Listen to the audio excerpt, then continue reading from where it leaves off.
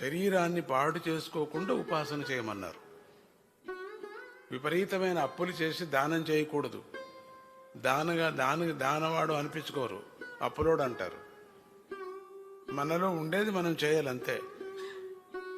మనలో ఉండేది మనం మోసం చేయకోకుండా పరమాత్ముడికి ఇవ్వాలి. వాడిచ్చింది కాబట్టి ఇది దాచుకోకూడదు. దాన్ని మనం దాచుకున్నంతా కూడా మనకు మోసం అయిపోతుంది. భగవంతుడు ఇచ్చాడు, ఈ పర్పస్కే ఇచ్చాడేమో, మనకు త్యాగం చేయలే. తర్వాత ఎంచుకోకూడదు, నేను ఇంత ఇచ్చాను అనకూడదు, నేను ఎన్నో లక్షలు ఇచ్చాను అనకూడదు. పోతుంది అది.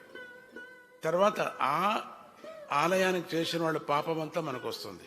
అది మందిపోతే పర్వాలేదు, అది అనుకోకూడదు. మనం ఇంతమందికి అన్నదానం చేశాను అనకూడదు. చేయించడానికి భాగ్యం మనకి ఇచ్చాడే పరమాత్ముడు అనుకోవాలా. మనం అట్లే అనుకుంటాం, అది కాకూడదు.